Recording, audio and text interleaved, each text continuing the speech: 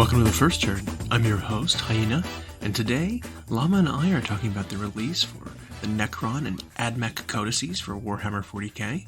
We talk about the lack of power creep, and how change doesn't necessarily mean worse. We talk about the model of the year, obvious choices, which ones we voted for, and the deceptively large list of models that do release in a single year. We talk a little bit about Warmachine, and rumors of changes coming to Mk4 to try to bring players back, and direct reversals of some of P3's previous decisions, and more. If you like what you hear, make sure to give us a like or thumbs up. You can follow, subscribe, or share, or leave us a comment and let us know what you'd like to hear us talk about. Alright, let's get to it. End of the year. How did it get to be December already? Already. Jeez. We were just at Adepticon. I know. And all of a sudden, tomorrow's the day when the event list goes live. Yeah, for the next one. The preview event list tomorrow. Super cool. I'm really excited about the new Adepticon. Can't buy the badges yet, though. No, that's a month away. Yeah. So there is there's like a gap between when we can see the stuff and when we actually go. But so we like that they're letting us look at it for a few weeks before. Great. What I wish they would have done though is because especially with having to do registration on the day of, if you want to get a shot at all of getting premium badges or VIGs, I wish they would do the raffle system again. With it being in January that they're letting you sign up for badges, it's too late to do that. So I'm assuming we're going to see like we did last year, where it's going to be a first come first serve, servers crashing, premium VIG badges, that sort of deal, all in one go, which I'm not crazy about. A good change I think they did make is allowing you to have your badge shipped. Yep. That's huge. Not having to be there Wednesday night to get your badge for an event first thing in the morning on Thursday is nice. So if you get your badge, bring it with you, show up Thursday for an event, you don't have to spend that extra day, extra night in order to get into your thing on time. Or if you are taking part in one of the things that does happen on Wednesday night. Sure. There are a handful of events or classes that happen on Wednesday night. There's, of course, the Games Workshop preview event. Is always Wednesday night. But now you're not going to be standing in line for hours wondering if you're going to miss it. Because that's the other thing, right? It's just like, well, I got in at 7. I'm all the way back at the end. Am I going to get up and get my badge in 2 hours by 9 o'clock for the preview? Right. A lot of times it's no. You don't make it in time. Yeah. Depending on how far back in line you are. Or how late they delay their start of badge distribution. And there will still, I think shipping the badges will help a little bit, but there's still going to be a delay in that, or there's still going to be a long line in the sense that, obviously people are still going to show up and get it day of, but the VIG badges creates a situation where you need to pick up your loot, and so you're still going to have to stand there and wait in line anyway. But if you think about it, it's, depending on how many people do the badge pickup, you can see the numbers of people in that line are just drastically reduced. Hopefully, yeah. Because either they don't need to be there at all, or they got normal badges and they're not getting loot at all. So you get your thing shipped to you. You don't even worry about getting in line. The funny thing is, that is tempting me to just get a normal badge and have it shipped, just so I don't have to do the line. Well, I'm wondering if they'll have a system for people who don't need to go get badges to just go into the premium pickup line and pick up the box of goodies. Something like that. You can just skip the line entirely. That'd be nice. So it's good things and bad things. Yeah. Again, well, see, I know with because at Gen Con, for example, they don't do VIG where you're picking up a boatload of stuff. So you can have your badge just shipped to you, and then you don't have to wait in that bank style roped off line. Yeah. But Adepticon, it's because they do all that extra stuff. I don't know. I do think it'll cut the line down. Period. There's no question that'll be better. But I do agree with you. I think the day it opens, the minute it opens, those servers are going to go down like they did last year. And so, for events and event sign up, it's one thing. But like I said, those things that are basically just throwing free money at you. You spend $100, we'll give you $500 worth of stuff. It's I very much would like to do that because that's project fodder too. For me, you get a bunch of stuff you normally wouldn't think about getting. And then you could use it as test projects for painting and things like that. It's a neat little grab bag of things to get. It's pretty slick. But we were also talking just before we started about Warmachine. Of all things. Warmachine. Privateer Press Warmachine. Wow. And it sounds like they've had a rough couple of years, And 4 didn't get off to a great launch. Yeah, slow launch with 4th edition of their Mark 4. There you go. Yep. Slow start there. Their new model manufacturing process that they're doing. I don't know if it's new design processes and what. Slow going the first year or so. The same models that we had seen Gen Con 2 years ago were the other ones available at Gen Con last year, with one special edition model. So that tells you something. But it sounds like from a design perspective, they've kind of realized that some of their decisions were not great and are backpedaling a little bit. People didn't like. I mean, if you think about it, like Age of Sigmar did something very similar with End Times, except Warmachine didn't have some big event send off. No, they killed off the previous world, because it's basically what Mark IV did is they had like a time jump. Yeah, where they fast forwarded time from when Mark III took place, whatever setting that was, killed off some factions, combined some other ones, advanced the technology of some of the existing factions, and so stuff wasn't available anymore, but new stuff was, and new names, new characters. Characters are gone, new ones are replacing them, but didn't really give a good solution for replacing all the old stuff. Some of it was just literally, you have all these models, cool, can't use any of them. Nope. So they did that Band-Aid rip thing that we talk about liking, but just in a really shitty way. Cutting factions is never great, just flat out. Importing and finding replacements and stuff like that, sure, I can see. Like Space Marines, for example, right? If you just straight up replace Tactical Marines with Intercessors and said you can play your Tactical Marines as Intercessors, initially when the Primaris first came out, there would have been no problem whatsoever. Correct. But if you just said, oh, well, Phobos Marines aren't working, cut them all. You know what I mean? Something like that. You'd be like, that's insane. That's an insane thing to do. Or if it's like, we're not a fan of Tyranids, gone. We're just not going to do the faction next time. We're just not going to do the faction anymore. Yep. Oh, and you want to legacy them in? Nah. Yeah. Nope. So, I mean, that's that kind of thing that's icky. But it sounds like they've realized some of their blunders, and they are backpedaling a bit and going to start trying to recoup some of their losses by allowing all the old factions back into the game proper. And that was only something I heard from somebody who's still in the loop, right? Who used to run a lot of tournaments, and sure, they still go into the whatever their message board or their Discord thread is, and it sounds like they're allowing more people, or the plan is anyway, to allow more people to use their M3 stuff, and some rules people liked about 3 would be coming back, kinda. They need something. I just know they went from a major player in the miniature scene to almost gone. Yeah. And what a fast... And a lot of their talent left. I mean, a lot of their talent went to go do MCP and these other Star Wars Legion and these other games that are working now. Well, I know the test games, and we read the rules and did some test games, and they were so dumbed down. They were so simplified. And when you say that, you don't mean that like when something that's unnecessary or bloated or superfluous gets streamlined. Right. You mean they took an interesting part of the game, tactically speaking. And they're like, we're not going to do that anymore. And just, don't even worry about that part anymore. Oh, facing? Yeah, don't worry about it. What? So many important parts of the game were facing. Yeah. Some units only function when they're attacking the back arc. Some units, the entire purpose of them was to have a giant range and block off areas, otherwise free strikes. You know what I mean? Like, they were... Being tied up in combat with something that like that was a huge tactical part of the game. In fact, even when people prepped their armies, they painted those little lines on their bases so that you could measure their facings. Right. Facings mattered. Yeah. And so, like, when in one of my play games, I had, like, locked up a guy in combat, he literally just walked around my jack to the back arc of my jack and then swung at my Warcaster with his 2-inch reach. Like... The whole purpose of, like, charging the guy was to tie him up. And it's like, it wouldn't have mattered that he was in combat at all, because he can just move freely in the circle around me. As long as he doesn't reach, leave my reach, he can just move wherever he wants to.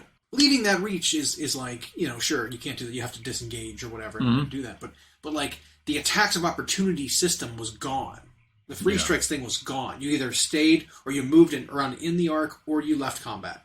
There was no one or the other. Sometimes you didn't care if you took free strikes because you were fighting such a weak thing that you could just trample over them or run away from them. They hit you anyway and deal some damage. Who cares? But that was a tactical decision. you know. But they got rid of that entire section of the entire part of the game. Yeah, it was just there were things like that.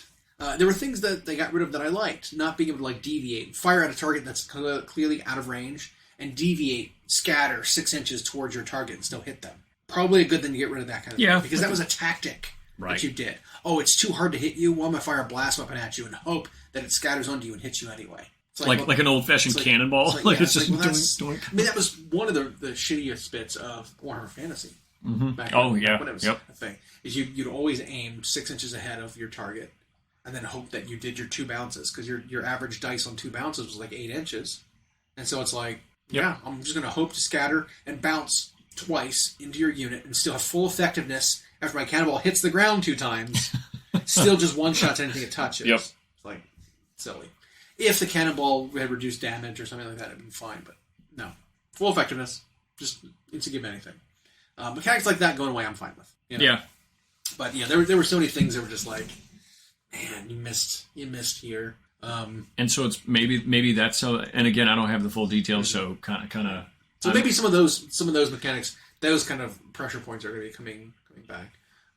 They need something. That would be nice. Because even when Warmachine was starting or was in like its decline, you guys still went and played and still had fun. Like the game itself can be a good game. It still had the same issues. Like if we would have gone and played Warhammer Fantasy after it had been cut and played it at a tournament, it would have been the same thing. It's like, we still see all the same issues. Like there were clearly issues. Like static distances is a problem in that game. If you're faster, you're always outranging something that's slower. So you can always constantly have a perfect distance to always get the charge, get the attack on something, because you're always double your range. And that's a tactic, probably. Yeah, and so I had that kind of problem with when we actually did the twos event. Is it was a thing that basically had the same stats as my guys, except they were 2 inches faster, so they could be 4 inches farther away and charge me, and I could never charge them. Yeah, it's a problem. And so things like that, we'll see how it shakes out. Hopefully it doesn't just die, because that's always a shame. But the logistics of resurrecting the old factions is something, right? Because even if you do attract those players back who liquidated their armies for cheap or whatever, getting them to get back into the game after the bridge has been burned, that's tough.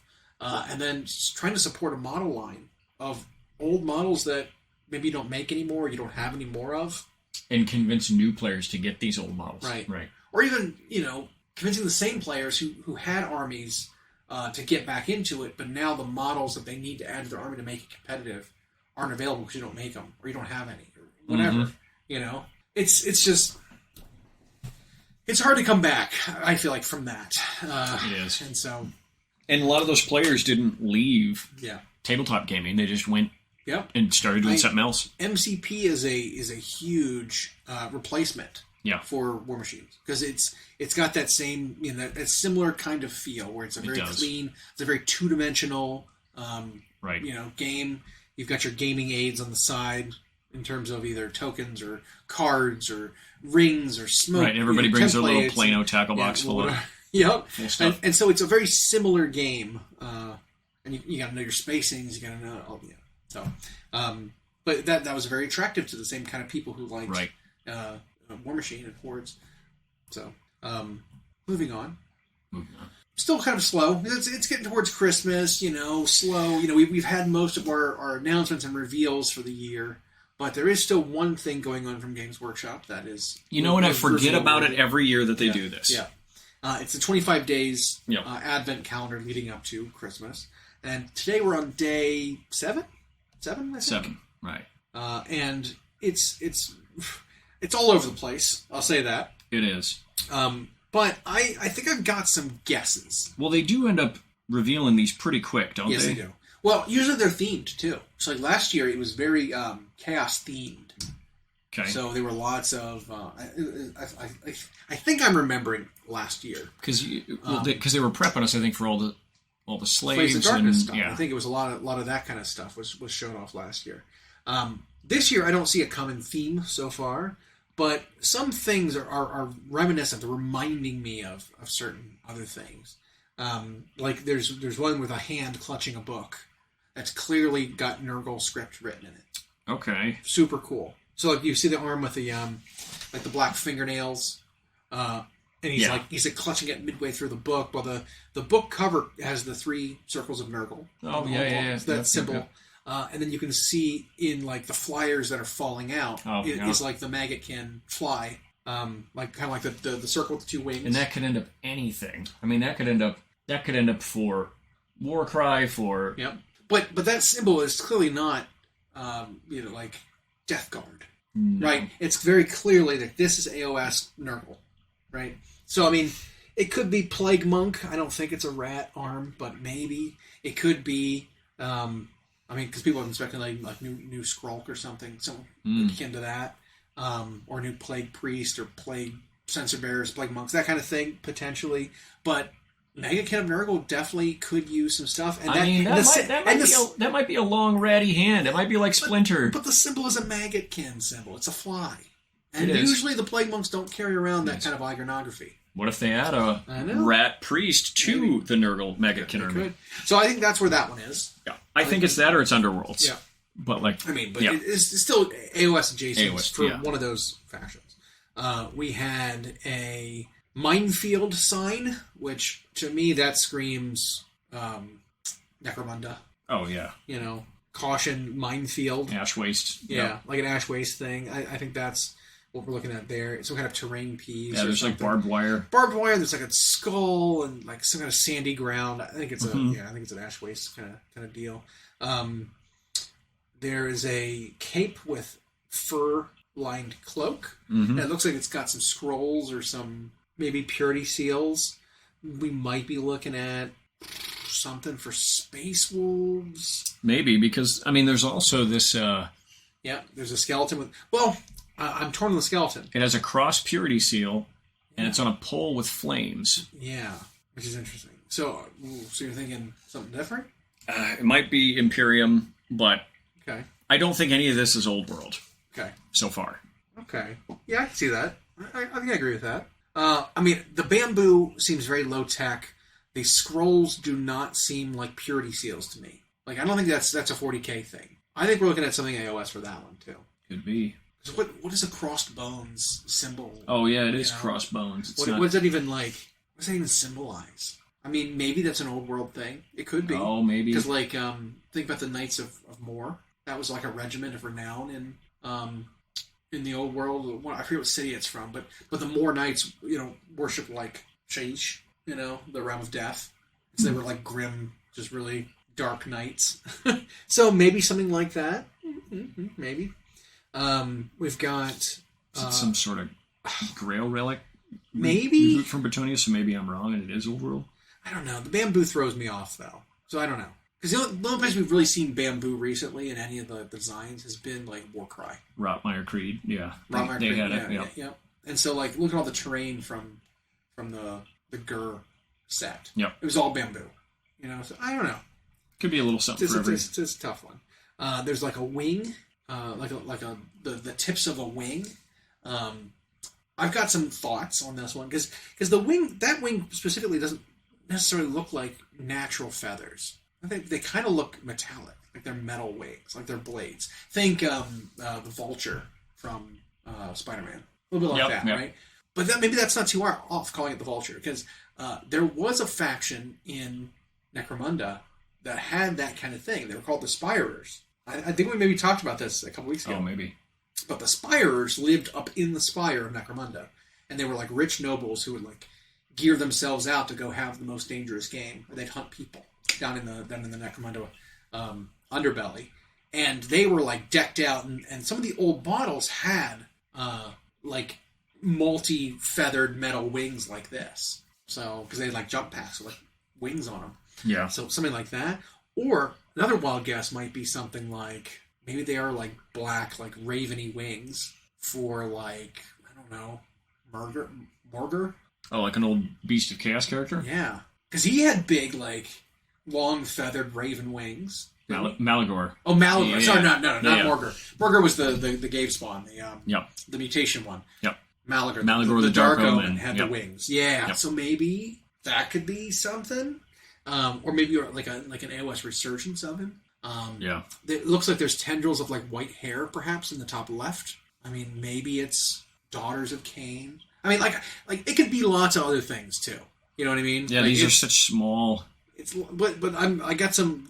It's speaking to me. Like I think the Beastman thing is a wild guess, but I think that would be super cool. Yeah, and then there's the thing that looks like, I don't know, antlers or. I think it's a tree branch. Yeah. It's like a budding tree branch. Yep. Which has nothing. We also have no idea how zoomed in or out any of these are. Like the only thing I will say is that there were similar branches to this one. They were like holly or I don't know, some kind of cherry blossom kind of branches on Commander Farsight's base. So it was very like natural, a very different take on like your standard tree branch. Mm-hmm. And so I don't know, maybe something to go on there, but that one's just like completely. And then today's, and then today's one's weird. I don't even know what we're looking at. It's like wood strapped together with spiky metal bits and some chains and some could be, hooks and. I mean, to me that screams Skaven, honestly, because so many of the Skaven like models, especially the newer ones, like the Gnaw Hole and stuff, or look at the Doom Wheel, right? Yep. It was like, really haphazardly slapped together wooden bits and hooks and chains and stuff that tied it together. So, I mean, I'm hoping that's what that is. That'd be great. That'd be cool if that was a new, I don't know, not the Doom Wheel. What's the smaller one? The Doom Flayer. The one they never updated. Yeah. The Doom Flayer or something. Like, that'd be neat. Or just something new entirely. Yeah. But something along those lines. Maybe some kind of a scryer contraption. That'd be cool. But we've got 2 more weeks of this before they start spilling the beans, or maybe even before we start seeing more pieces of the same thing. We can identify a better guess, because I mean it's obviously not going to be 25 separate things. It'll probably be insane. 7 or 8. Yeah. So we'll see some one thing's going to get 4 little bits. Well, and they cleverly cut these images out, so we don't even know if there's something right behind it or if it's upside down. But but I somehow forget that they do this, and then they started it, and it was like, oh yeah, right, this thing. Yeah, cracks me up. But again, the year just zoomed by, and so when you get to these types of dates, you just start to like, oh wow, it's already that. Yeah. We also had the year's wrap up for model of the year. That voting's up now. Yeah. Which again, you forget about that too. And it's always interesting when you go and you look and you try to find the model you want to vote for, and you have to scroll past everything else that came out. And you're like, holy crap, there was so much stuff. Yeah. Because you don't think about that, right? You think there's 52 weeks in the year. That's more than one release per week. Yeah. Right. There were more than 52 things shown there. Yep. Like you don't think about that because some weeks just feel dry. Like there's just nothing that happened in a week. Like we've been in the last month or so, right? But the 2 month ends are punctuated by like a massive release going on. Yeah. Where like 10 kits come out. We had this last release was Legions Imperialis. Yep. And it was like, okay, Legions Imperialis, there can be much of that. No, there was like 15 things that came out for it. Yeah. And that's not counting all of the other epic scale stuff through Aeronautica and Titanicus that they imported over in new boxes for this one unified game that they're coming out with now. So like while it's a new system, there's like 100 different products available. Like it's so many, like 15 new ones basically. That's how you get it off to a good start. Yeah. But I mean, the models themselves take up so little space. Yeah. Their packaging is really convenient. But you had releases like that add to it. And then there were similar things that happened during the year for like Middle Earth, where they took stuff that was only metal or resin. Yeah, and you forget about it. And then they made plastic versions, dumped them all in a big box. Because you don't realize that it's like, is this a new thing? Because you think it's just because they do the made to order stuff all the time too. Where they're like, oh, you want Elrond on foot, made to order, right? But here's a new Elrond. Yep.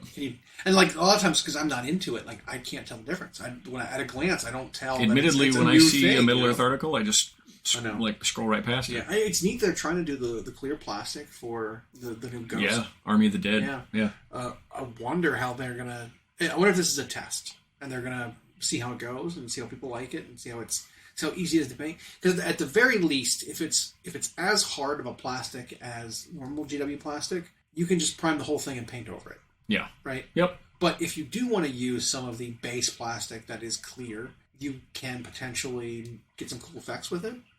Because it looks like the ones they showed off were like partially painted, partially clear blue. Yeah, it's like they primed the top half of them and then like dry brushed down from the primed part onto the bare plastic that was ghostly. I don't know. It's super interesting. Would have been interesting to see, how Night Haunt would have looked if they would have done this to them, or something like that. Or maybe some vehicles where they've got clear. You'd have a few Ideneth models that could probably do that because they're watery. Yeah. Yeah. Or like headlights and lamps and cockpits and stuff of vehicles using clear plastic that's solid, not just like hollow. I don't know. It's interesting. I'm probably not going to pick up any. Nope. But I would love to get my hands on them to see what it's like. Yeah, that'd be cool. I think that's super interesting. I don't think it's going to happen unless they do something else. But. Right. Yeah, and to at least see hobby-wise what it's like if you can just paint straight on it, or if you got to tape some of it off and prime part of it. Is there clear primer? I don't know. I don't know. I mean, for canvases, they have clear mediums, right? To at least facilitate like wet on wet. But I don't know. It's very interesting. Because usually paint as a medium, or at least acrylic paint, sticks better to itself than anything else, and that's why the spray primers are usually just at a. But like, what happens if you took a plastic model and you just like clear coated it? With just like a finish, would it stick to the plastic? I don't know. Yeah, would it be a paintable surface afterwards? I don't know. Would it reactivate when you start painting? I don't know. So I think there's room for like testing there, just to see. Yeah, I'm sure we'll get a chance at some point to see them in person. They'll probably have something, coming up here at AdMech in a few months. Yeah, have something like that on display. Yeah, and there's people who play the game, so yes, it stays around. Yeah, you're right. So while we have weeks like this where it's the end of the year or some middle of the summer moment or something where it feels like it's dry or slow, when you look through their model releases, there's like, technically there was always something going on. Right. But I feel like I used to get everything. I kind of don't do that anymore. Mm-hmm. So like being a little more selective because I need space. You know what I mean? Like I just do. Whereas like I'm a little more picky now at what I'm picking up. I've actually been focusing way more on fantasy models than 40K recently. And in fact, I've kind of offloaded a couple of my 40K armies entirely, just because it's like, I'm not going to play those. It was funny though, because the timing was not intentional, but two of the armies that I was like offloading was two armies that are getting updated soon, which are the Necrons and the AdMech. Yeah. Who are getting books, I think, is it tomorrow or is it next Friday? I think it's this weekend. Okay. It's been 2 weeks, I think. Okay. So they're getting new books now. Yeah. But it's funny because it's just like, I'm not going to play those. And it's like, but they're just now getting updates. It's like, it's fine. I don't care. But I don't know if you've seen any of what's in those books yet. I will say the design team is sticking to their guns about not power creeping. Yeah. Because, and I don't say that sarcastically, because they aren't stronger.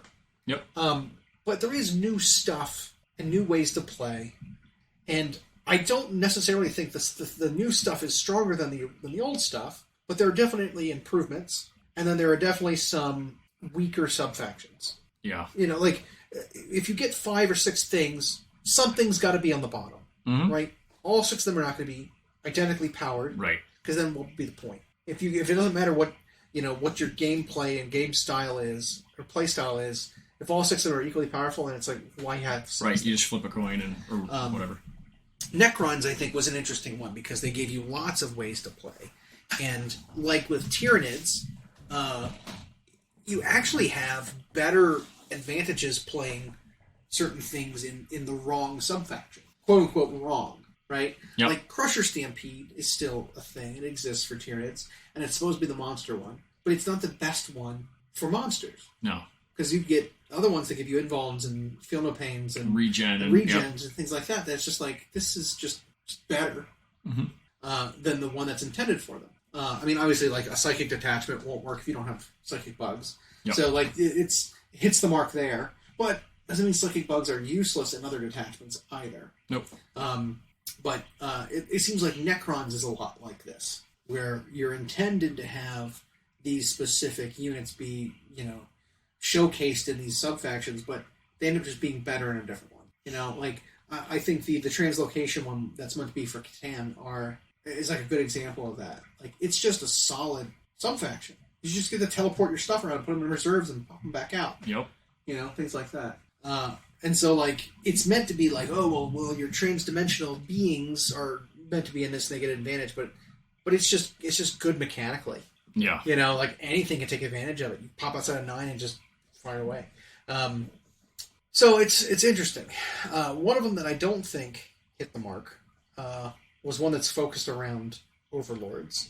Focused around overlords. Yeah, it just doesn't make any sense to me. Characters just don't do enough in most games, right? You're a character because you can attach to a unit. This is why you're taken. You attach to a unit, and your leadership ability gives a blanket rule to the unit you're part of. Yep.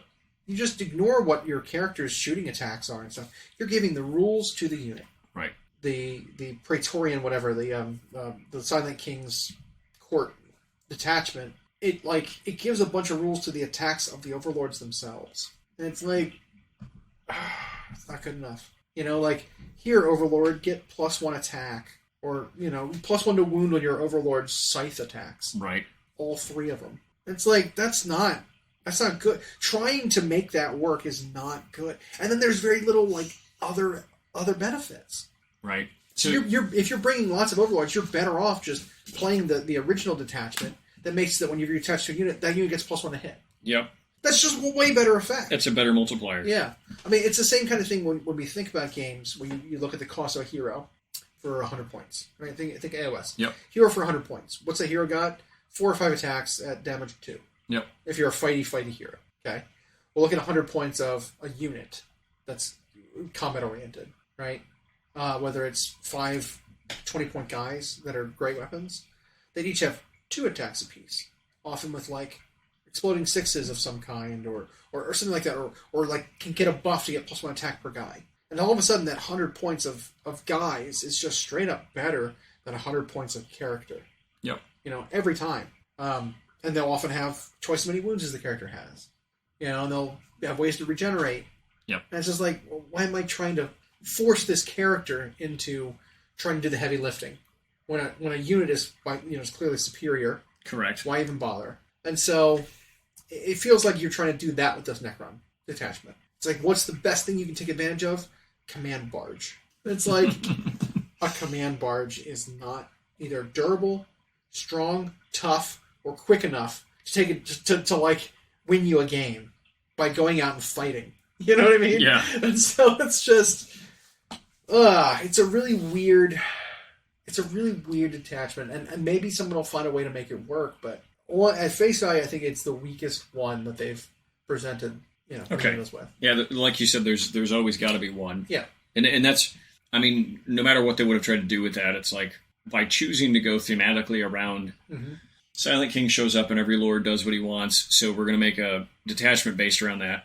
How are you going to make that interesting? Short of like changing Force Org in a way where he becomes this one super unit with a bunch of lords attached to him and it's a giant Death Star. Right. Which they weren't going to do. So other than that, though, from the tidbits of AdMech and Necrons, it's still not the case that whatever is a Codex army is just better than the non-Codex armies. Right. But I'd also maintain that it's also not weaker than it was before. Correct. They did change some things. They changed some egregious things. Yep. Necrons, they toned down the reanimation protocols a lot. Because I don't know if you've ever seen a game of Necrons play versus anything, but oftentimes when you shoot at a unit of Necron warriors, they end up with more models than they started with. Because their reanimations are so good, they weather all the shooting, yep, and then also restore more models than you removed. It's just unfun. It's just a bad mechanic. And so the change that they did to Necrons is a smaller amount of regeneration, but they're cheaper now. So it's like you could field more of them. I think that's a fair trade. Yeah, because you need to like simulate thematically what that's supposed to feel like. Yeah. But in practicality, just making everything so reliably replenished can be bad. Yeah. I mean, now Necrons weren't like out there dominating anything, but you can't have a percentage of the population that's just not fun to play against. Right. And that's one way that it can be not fun to play against. Yep. So they did that, and they also made a change to the Catan shards, which they made it so they can't take artifacts anymore. But I think all of them now have field no pains built in. And the only change they made was the Transcendent came down in points. The best one. Yeah. Well, he was the best one before because he was a character that could take artifacts. But so they took away the ability to take artifacts, but then just gave him the Feel No Pain that he was purchasing anyway, and then gave him a point decrease. I still don't think he's the best Catan shard. Void Dragon? Void Dragon might be. Void Dragon's the best looking one. But... I mean, any of the other three with a Feel No Pain, I think become better than the Transcendent. The advantage that the Transcendent had was that he could take a 4 Feel No Pain. That was huge. That was ridiculous. That made him so much better than all the other ones. But now if they all have 5-ups, I think they're all fair game. I like the Nightbringer. I think Nightbringer's super good. I think the Void Dragon's super good. But the only problem was he was a little too squishy. Well, I got rid of that. All the shards are slower now. So they're all like movement 6 or something. Which is like, it's not very quick. So they've slowed them down.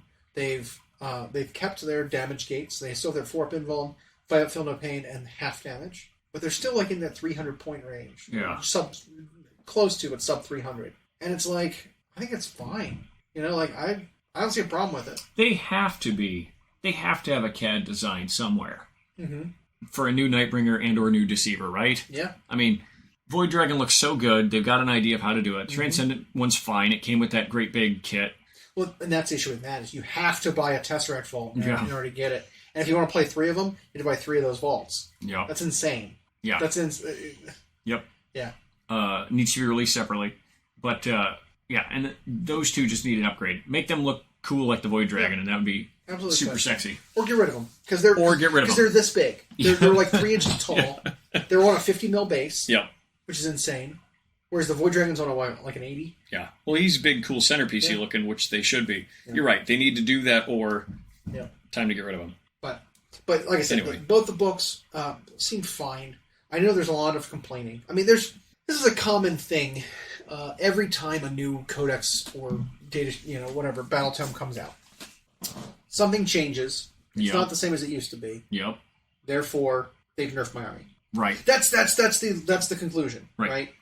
When you get to the crux of their complaint, that's really what... One thing changed in my book to something that I like, therefore my army is nerfed. Whole army. Yep. It's like, no, not necessarily. Because if you look at Necrons, it's like, while Lichguard are worse. Yep. Wraiths are insanely good.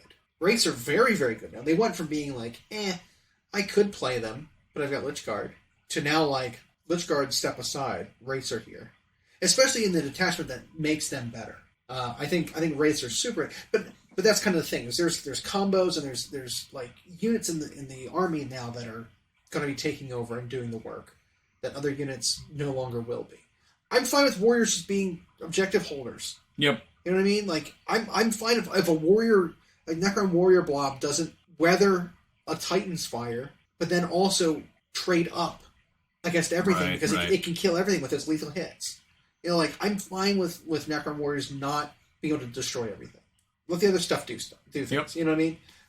So I'm fine with that. But there's a build you can do with one of the sub factions with Tesla Immortals that is apparently pretty ridiculous because you give them both sustained hits, lethal hits, and devastating wounds on exploding sixes. Triple hit Tesla weapons with like just an absurd threat range because you can advance and shoot. And you can advance and shoot and then advance 6 guaranteed. So like you have like this 31 inch threat range or something. Yeah. That just can delete anything. It's great. Just hilarious. But it's an expensive blob. I don't know. It's fun. Yeah. It's interesting. You just said something there that I think as a design philosophy should be considered more because this game, that being Warhammer 40k and to an extent Age of Sigmar, are not the small skirmishy games like Warmachine or MCP or whatever, where every single unit has a certain level of lethality. In this game, because objective scoring matters, if you're going to have little grunt troops in every army, then make them little grunt troops. Like you just said, Necron warriors don't have to be tanking everything, capable of killing everything, and still be cost. It's like, make them just tough enough to be Necron warriors, the way you picture them. Their guns don't do a whole lot, but they go and score. Yeah. I'd be fine with something like a reanimation barge. Yep. Now, like, bringing a unit back at half strength. or something like that. I think that kind of a rule because it comes with the cost. Yeah, the barge ain't cheap. You know, if you repair a unit and like resurrect a dead unit that gets eliminated, right? Then your opponent has some counterplay because you just don't finish off a unit, or you leave them a bad spot to try to reanimate the unit, something like that. There's counterplay to it, and then your new max unit size is half as much as it was, and so you can only reanimate up to that size. You know, like I don't know, it'd be fine. I don't mind free units and model recursion. I mean, look at Gene Stealer cults. Their whole thing was model recursion of cheap units. Yep. You know, maybe too much. But at first, at least. But I'd be okay if you wanted to keep a thematic ability in Necrons to not just be restore models to an unalive unit, but like a destroyed unit comes back to life. Like half of the destroyed models in a unit just stand back up because you thought you killed them, but you didn't.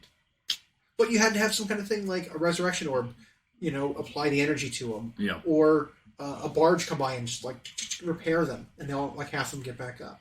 I'd be fine with that kind of thing. Yep. You know, but like I said, it's pretty standard for when a new book comes out to everyone scream nerf. Yeah, the players of that army will scream nerf. The people who aren't familiar with it will say it's OP. Right. Every time.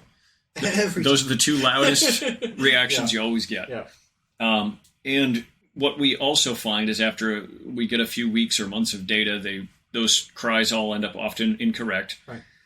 I think what they've done so far very well with just, I guess, 4 codexes is not necessarily increase their power level, but you gave each army more ways to play. Mm-hmm. And that is, to a degree, power increase by giving you more options. So you're not stuck in one build, and therefore, if that gets invalidated, well, you're waiting until chapter approved or whatever. Yeah. So what I am interested though to see with how is chapter approved going to like impact the armies that have gotten new books already? Are they going to pass them over and just do index updates? Because I think there are some changes that need to be made to the armies that came out with codexes already. I think there are some data sheet changes they need to make that outside of points, you're not going to fix a unit unless you make changes to their data sheet, right? I mean, maybe even with points, you're not going to fix them because, like we were talking about, Carnifexes, I think, in 8th edition or 9th edition, just being so bad that it was like, at what point-wise, do you just like give them away? Like, you know, like they're so dirt cheap for what they are. How cheap do they need to be before you start taking them? Right. Well, some of those units were like, I would never bring them, even if they were free. I wouldn't bring them. Yeah. We had said that, and it's like, and I maintain that sentiment still because with how like secondaries work, right? If a thing is just not doing anything but giving your opponent victory points, like what if you brought a bunch of Carnifexes that just died, and every single one you gave up 2 victory points or something? It's like, well, I'd rather just not have those useless Carnifexes. They were just giving up points, even if they were free. Yep. I would rather not have them because they don't benefit me. Nope. They're a hindrance. They don't kill enough. They just die and they give the opponent points. Right. And so I feel like some units are like that, where their stats aren't good enough, their weapons aren't good enough. Even if they go down in points, they're just not worth bringing. I think a lot of Space Marine infantry are like that. Space Marines, I think, are a victim of just being stuck in tradition, right? The 4s across the board stat line of Space Marines is just... Now, it's not 4s anymore because they've broken up the stat line. Yep. They've flipped the hit and wound chart, you know, kind of thing. They've done some things, but basically, Space Marines used to be 4s across the board. Yep. They were tough 4, strength 4. Yep. They were weapon skill, ballistic skill 4, which back when they had that meant 7 minus. 7 minus the number you need 3s to hit, which is what they have now. 4, 4, 4, 4, 4. You know, initiative 4, like it's just 4s across the board. Well, in this edition, where toughness has gone uncapped, right? You know, previous editions, the highest toughness you'd see was 7. Yep. You know, that wasn't a vehicle. You'd see like a tough 7 was the highest thing. Now we're seeing toughness is 12, 13, 14 on some of these main battle tanks. Yeah. And man, guns just do not hurt them, right? Like even when your toughness is 11, 10, or a lot of monsters, Space Marine guns just don't do anything to any of it. Space Marines attacks in melee do nothing to any of it. You know, it's like they're a victim of just stagnant stats. And I said this last edition, but 10th edition even more so. Like, they just need to overhaul stats of guns, of Space Marine equipment, of basic stat lines, like they need to have their basic melee attacks at least be strength 5 before applying weapons. Something like that. Something to make them actually be able to do some damage. And I don't just say, we'll just attach a character that gives you lethal hits. Or, we'll just attach a character that has dead wounds on it. It's like, I don't want that. You know what I mean? Like, I want them to be able to do something. Because there are so many Space Marine units that's like, while Space Marines as an army are doing okay. I was going to say finalist at Worlds was a Marine infantry player. It's because about 12% of the units are playable. Yeah. And I don't think it's because there are too many units in the army. I've heard that argument too. It's like, well, it's impossible to balance, when you've got 100 data sheets. They trimmed some. They trimmed some though. They absolutely did. Yeah. But it's like, that's part of the argument. It's like, well, yeah, with the 12% of them, because there's so many. There's too many to balance. It's like, no. It's every single Space Marine infantry has the same problem. That doesn't say like one infantry unit's good, one's bad, too hard to balance internally. It's like, no infantry is good. None of it. What's doing the heavy lifting in Space Marines? You got scouts to go get objectives because they can teleport themselves for some inexplicable reason. Scouts gain teleport. Yeah. And then it's just vehicles. Vehicles that have lots of high-strength shots. That's Space Marines right now. Nothing else. Like, even the toughest infantry, Terminators and stuff. No, strength 8's not good enough. Centurions, sometimes, because they punch it like strength 12 or something with sustained hits versus vehicles. That'll do it. But, like, it's just most infantry in most armies is so understated that it's not usable, right? Most infantry is equipped to kill other infantry, but no one's playing any infantry outside of, your weird, super buffed chaos cultists who can blender anything in the game they touch, which I expect to get completely obliterated come Space Marine book, which is in the next 3, I think. Chaos Space Marine? Yeah. Chaos Space Marines. Because there's like an occultist blob that with the dark packs and the buffed characters nearby, anything they touch dies. Yep. It's absurd. That kind of design is horrible for the game. The cheapest units in an army, being able to go toe-to-toe with the toughest stuff in any other army is horrible game design. Well, and so there's an interesting situation because they stretched out the stat lines in the game so that none of these stats are like capped anymore, which lets them be more granular, but now they have to figure them out. Yeah. And so now, while at the World Championships, the guy who got second played an all-infantry Space Marine army. Did he really? Yeah. What was that? World Championships. I know. What was in it, though? Do you remember? Yeah, I have the... Okay. I mean, first of all, it was John Lennon. Sure. Who's a great player. Who's an exceptional player. But then, he played an all-infantry Marine list. Was it aggressors? I think I've seen this. There were aggressors. I think I've seen this list. There were aggressors, there were scouts. Yeah. Where did I Scouts are phenomenal. We know that. Like, aggressors can work in certain combos, but, like, you think about aggressors in, like, the Salamander detachment are like a staple. But because they get all these benefits that combo up to give them auto-hitting, bonus strength. He played the Vanguard Spearhead. Okay.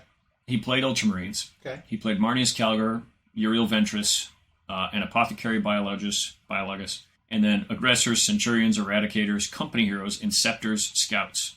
Okay. And no tanks or dreadnoughts. Okay. And they used, as far as I know, just a standard mission packet.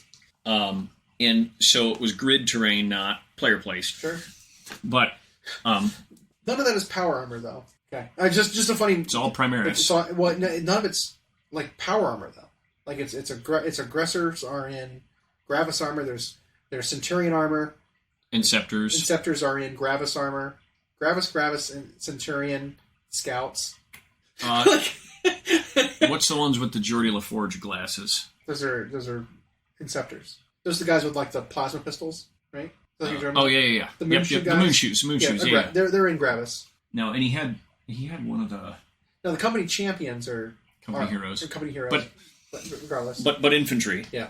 But there was a variety of infantry units that were usable with the girth of the Space Marine Codex. That is like a maybe 15 to 20% usability. It's also very combo heavy. I'm thinking because Uriel Ventress allows the Centurions to deep strike. That's a combo that people use because he's like that unit. Well, and Marnius on his own is a house. Yes, he is. Like so, and he and his heroes can attach to another unit. It's nuts. So He kind of created a little bit of a Death Star. He forms a Death Star. Yeah. So there's a line that they have to always think about, because the cultist unit you're describing in Chaos is a Death Star, but it's the Death Star of the worst kind. Yeah. So the two, because you can run like 3 of them because they're so cheap. Yeah, and the worst kind of Death Stars are either the ones that were the big unkillable Drago blobs of old, or this, where they're cheap but they trade up against everything. Yeah. And so you dedicate all this work to kill them, and you're like, okay, I killed 220 points. And not only that, most armies just couldn't efficiently do it. And so that's why we had seen Space Marine armies that were running all these dreadnoughts, because the cultist unit kind of bounced off the dreadnoughts for some reason. They could take down a knight, but it was the -1 damage from the regular dreadnought. What's it called? Redemptor. Yeah, the Redemptor's -1 damage is what did it. Yeah, because it was tough. It had great saves, 2-up base, by the way, and then the -1 damage, and it was just like blink. Yep. So it was like wounding on 6s. And the Dark Angels, I think, could make it even more effective than they did. They gave them stealth. Yeah. Yeah. And so that was like one counter to that. But you can't have something like that exist in the game where there's one boogeyman and only one counter in one army. Yeah. So now they have to toe this line of, well, we've stretched out the stats. So how do we have troops be fun and effective, but not trade up against everything? And so with Space Marines, when you have that many infantry, it's like, well, they can do stat buffs, but then you might create all these infantry that trade up against everything. Now, John Lennon's, I don't think, planned on trading up against everything. He did have good combos. He did have Killy, but he relied on mobility and scoring, I think. And then I think he still lost the final two to a Chaos Space Marine player. So if they go in and do that for Marines, now how do they make it so the infantry don't trade up against everything? If you're going to make them fightier, if you're going to make them, because if you're going to make guns, because Space Marines, what it is they still suffer from the 4 syndrome, even though they don't have the 4s. Space Marines occupy this massive middle ground, and everybody's playing at one end or the other. Cheap trades up or cheap and scores, ultra big and scary. Space Marines occupy this massive void in the middle. And you're right in that they made infantry best at killing other infantry. Theoretically, that's what they should do. But now you have to give all the armies a reason to play infantry. Yeah. I think core rule changes would contribute to that. And I think some stat changes. Core rules in that, like, maybe there's either some objectives or there's something score-wise where you have to do with infantry. Something, right? Like, investigate signals. You can't just land a vehicle over there and just, like, do it with a vehicle. You know? Like, stuff like that. Like, and people always referred to it historically as a tax or whatever in the game. Yeah. But I'm sorry, I think you have to have one. I think you have to have something that gives people a reason that they are required to play so many units of infantry. Because they've actually made some of the infantry rules really cool for fighting other infantry, but you just don't take them. Yeah.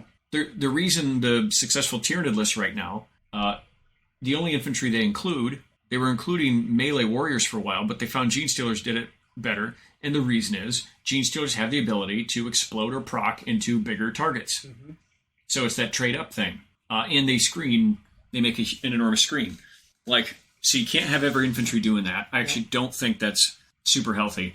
So yeah, I agree. I think they just have to include an old-fashioned tax, which is going to feel bad because you gave everybody freedom for so long. Unleashed in 10th edition to play whatever they list however they want. But maybe you don't have to go as hard into it as you used to, where you have to have 3 troops, but make some of the objectives that you could get in a tournament. Maybe so it's a soft requirement, right? Not a hard requirement. But like, if you want to score this objective, only infantry can do it. Yeah. Then you have to have them. And so if people are playing that one where they're flipping over the card every turn, which some even tournament players like that one right now, because it also makes it harder for your opponent to know what they have to deny, which is a strategy unto itself. And so it's like, but maybe you have one of those that you flip, and it's like... Raise banners? Well, how's a tank going to raise a banner? Yeah. Get some guys got to get out there and raise the banner. You have to have people on their boots doing it. Yeah. And, there's a chance they'll catch this in the sense that because they are... I think it's unquestioned now that they really analyze player feedback and tournament data, and they're going to see only ultra elite super killy blobs of infantry are being played, or it's just monsters. Which all of that was, by the way, everything you listed besides the scout game objectives, fucking plasma inceptors are insane. Yep. They're so good. But aggressors and centurions are that too. Are insane. Yeah. Like all those. Yeah. Yep. And Gene Stealers now fall into that category a bit. The Cultist, obviously. But again, with the Cultist, I expect that either to, not just points changes. I expect like major changes to come to the because it's a whole combination of crap that makes it work, it's like right? a character unit attached to them plus the dark pacting, which is guaranteed basically to go off. Makes them like hitting on 2s, wounding with +1 to wound, flat 2. And it feels like they always get to their thing. Yeah.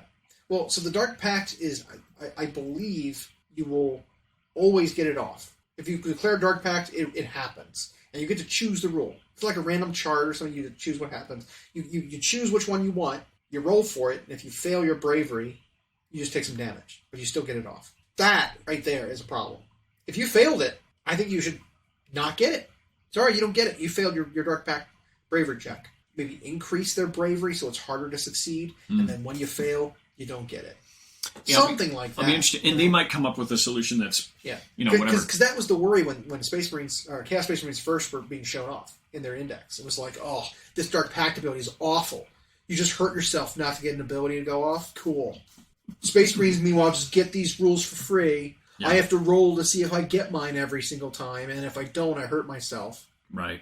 But then it turns out, oh, whoops. Getting the right rule on the right unit every single time you want it for a tiny bit of damage every once in a while, or never. I've seen entire games go by where you just never fail Dark Pact check.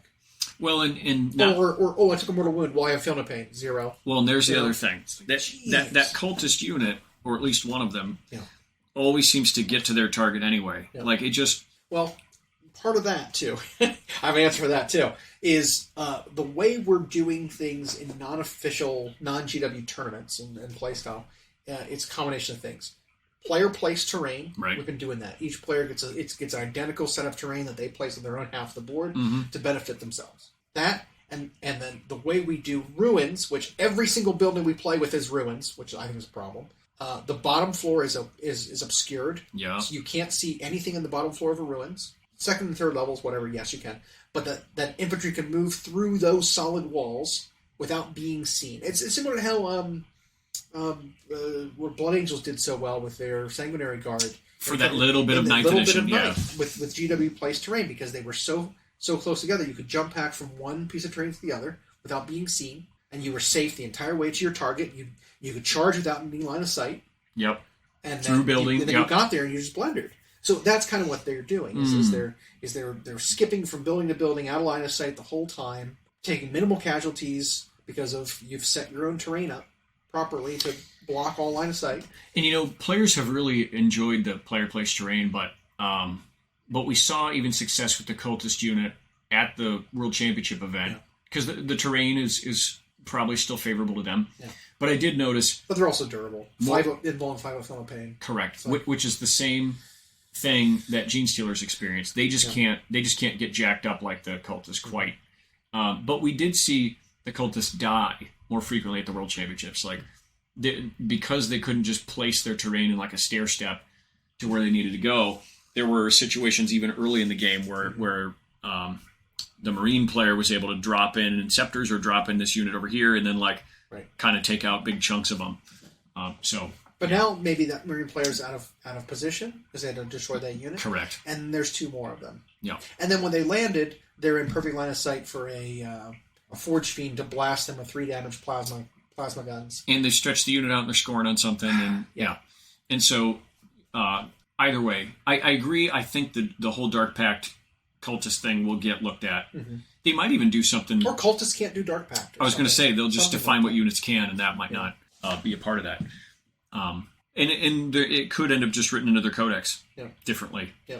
So, and that is one of the ones up early next year ish. Supposed to be, because there's a group of 3 codexes coming out next, and it's Custodes, which they need one. The roadmap, right? Because the roadmap showed Custodes.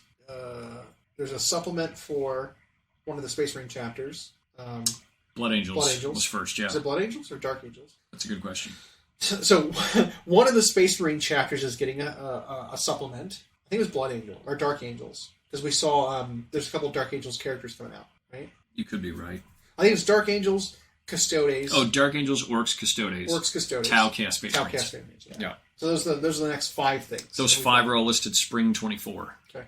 So first quarter, Yeah. 2024, basically. And that could be everywhere March through May. They could, 2-1-2 or whatever. Yeah. So then, that's not that long.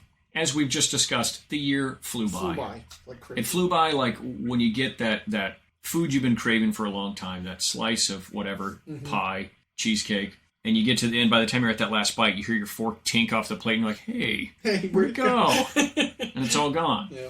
Just like that. Yeah. Speaking of, I could eat. Let's go clean a plate.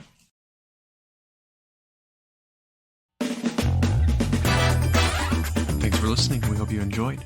Check out our new episodes every Friday on Google Podcasts, Spotify, and Audible, or on Podbean. You can also follow myself and Llama on Instagram for more.